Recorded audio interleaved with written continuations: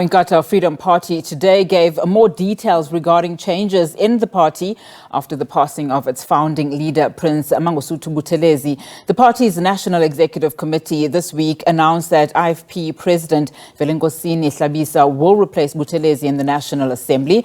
Now, let's get analysis on this and other political stories. We're now joined via Teams by political analyst Dr Fikile Vilakazi. Dr Vilakazi, thank you so much for your time. A pleasure to have you on the show. Let's start with the IFP now. The IFP President Velenkosini Hlabisa sworn in as MP to replace the late Prince Buthelezi. Let's talk about the changes within the party and what they mean, particularly its ambitions as it heads up to the upcoming elections. I mean, Mr. Velenkosini is saying, of course, that what we are seeing now is part of a smooth leadership transition. Good evening, Unati, and to viewers at home. The issue of succession within Inkatha Freedom Party is one that is I think is something that we need to look at with speculation, especially because of the kind of a person that is being replaced in Parliament by Ubaba Velenkosini Hlabisa. I mean, we are talking about the late Prince Mangosuthu Buthelezi here, who had a particular legacy, very, very deep spiritual and politically significant leadership in the country. So stepping into those kinds of shoes, of course, for somebody like Ubaba Velenkosini Hlabisa is a big thing, not just for him as an individual, but for the organization that is Inkatha Freedom Party and the changes, therefore, in terms of leadership. One of the things that we should know is that there has been some contestation leading to these changes within Inkatha Freedom Party in terms of who are people choosing. When I'm saying people, I'm saying the members of Inkatha Freedom Party.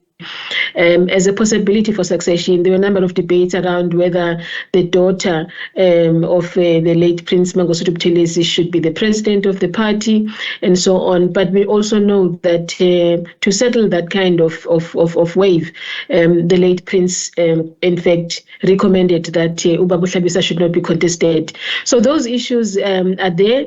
So going into Parliament, however, is going to be a different ball game for Ubaba Hlabisa, in a sense that occupying those shoes, you are not necessarily in Inkatha Freedom Party. You are here in the National Assembly, and you can see how the texture of our National Assembly is not that kind of a space where you can have someone that says, let this leader remain uncontested. And I think his leadership is therefore going to be tested differently at the National Assembly, but also 2024, is highly also going to be tested by the people on the polls, during elections. So there's that, I think. All right, we seem to have lost Dr. Vilakazi there. We'll see if we can try and establish that line, of course, commenting on developments within the IFP party and other political stories that we have been seeing playing out in the country over the past couple of days. Welcome back. We are in conversation with political analyst Dr. Fikile Vilakazi, talking about the Inkatha Freedom Party today, having given more details regarding changes within its party after the passing of its founding leader, Prince Mangosuthu Buthelezi. The party's National Executive Committee this week announcing that IFP President Velenkosini Hlabisa will replace Buthelezi in the National Assembly. Dr. Vilakazi, thank you so much for your time. Let's continue with just some of the things that were said, during the press conference today. Mr. Hlabisa, of course, at pains to say that there are no fractions or divisions within the party. Of course, denying any tension between himself and the chairperson of the IFP in KZN, Tami Ntuli. What is at stake for the parties, for the party in KZN, particularly as we head to the national elections next year? Unati, apologies for cutting them. I mean, there are contestations. As I was saying earlier on, that what has happened within Inkatha Freedom Party is that, it doesn't mean there are disputes that are happening in terms of, leadership battle, succession battle, more so with the passing of the prince, Mntwana kaPhindangene. However, what has happened, Unati, as I indicated, is that the prince left a word to the people of Inkatha Freedom Party to say never ever contest Ubaba Hlabisa's leadership. But that does not mean necessarily that those contestations do not exist. We know the rift that exists between Ubaba Hlabisa and the chairperson, of the party in KwaZulu-Natal. But we also know the fact that there are people that have been seen by members of the party, have been eyed for possibilities of succession. And one of those people includes the daughter of Prince Mangosuthu Buthelezi. So there's those things that are happening. However, be that as it may, we know that was that kind of a leader that had charisma and sort of directive to the members of Inkatha Freedom Party. In a sense, then, I think they are likely to follow his wishes to say whatever happens, regardless of whatever divisions that lie within the party, Ubaba Hlabisa must remain uncontested. And of course, those kinds of things raise questions around issues of democratization within Inkatha Freedom Party itself, whether it is a political party that is capable of leading itself democratically, or is it a kind of a party that would follow those kinds of directives for, given the role that Umntwana had within the kingdom, and how Inkatha Freedom Party aligns itself with some of the rituals and the kinds of leadership succession that are more likely also following that of the royal, type of leadership. And I think those are the questions then that Baba Hlabisa is going to continue to have to deal with, even at the National Assembly, even within the citizenry of South Africa, if Inkatha Freedom Party has got to have its own political kind of weight. He will have to deal with those kinds of questions, including the leadership that has just been shuffled within Inkatha Freedom Party. Those are standing questions within a democratic dispensation. Although Inkatha Freedom Party is unique, I think, in KwaZulu-Natal, however, they continue to operate within a democratic political space that will always pose these kinds of questions directly or indirectly to the party. Dr. Vilakazi, let's move our attention then to the developments that we saw in Parliament yesterday during the debate and the vote for the new public protector. I mean, essentially, we saw South Africa's largest opposition party, the DA, walking out of that vote after, of course, MP Glynis Breitenbach from the DA making insinuations about, the recommendation of Advocate Kholeka Gcaleka, essentially saying that, allegations that Gcaleka had slipped her way up to the top. Of course, that was drawn attention to a lot of the members of Parliament, calling for her order. She refused to obviously apologize. She walked out. The DA walked out. What do we make of all of that development? Onati, that is so disappointing. That is so, I don't have words for it, coming out of our parliament. It's actually, it makes our spines shiver, to hear a member of parliament really deepening a patriarchal sort of agenda against a particular, member who is in the figure of the public protector, or, is annoying. I actually don't have a word for it. It's disappointing, especially coming from a caliber of a politician like Honorable Breitenbach, because she's a lawyer, right? She knows better. I want to believe that she probably also is an activist and a feminist in her own right. And I think for her to utter, to stoop to that level where she is actually insinuating that Advocate Kholeka Gcaleka had to slip her way up to the top is something that really we should not let uncontested.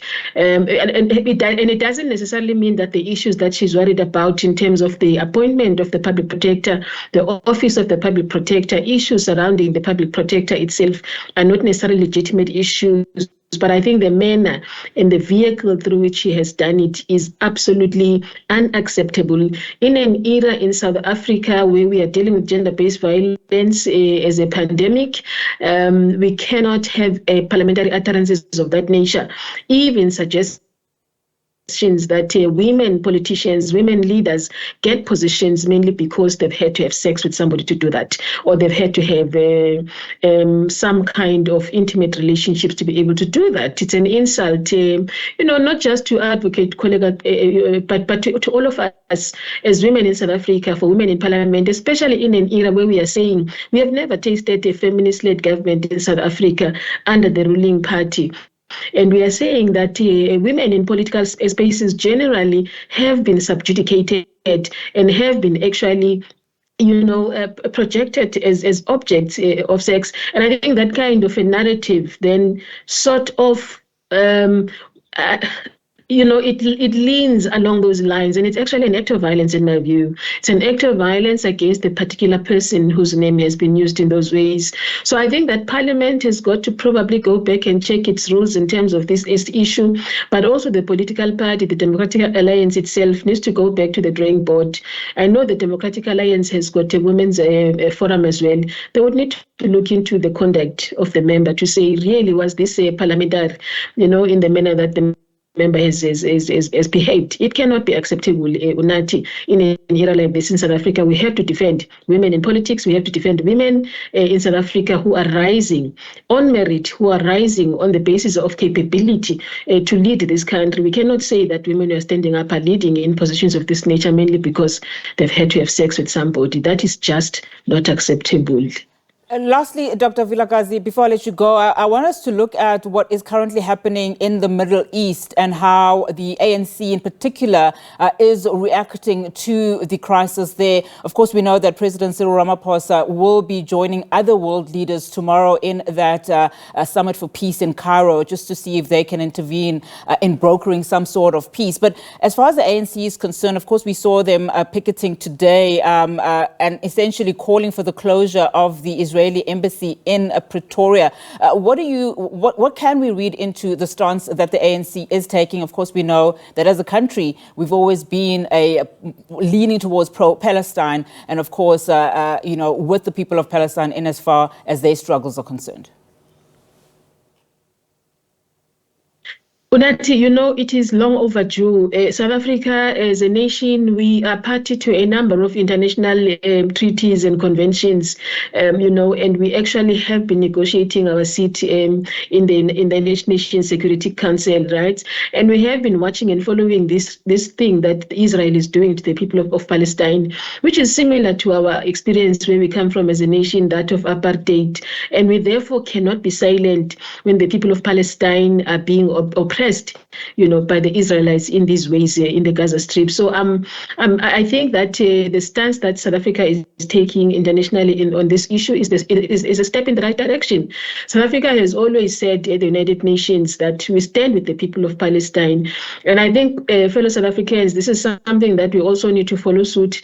We cannot be silent when any country out there is exercising things that we have felt and experienced as a nation in the name of segregation on the grounds of race or ethnicity or any other ground. And I think in this particular instance, South Africa really is taking the right direction to say, let us stand with the people of Palestine. Let us fight against this deepening racism that is happening, in the name of Israel. If it means that we have to close the embassies of Israel and South Africa, so be it. Maybe if that is something that we need to make a statement about.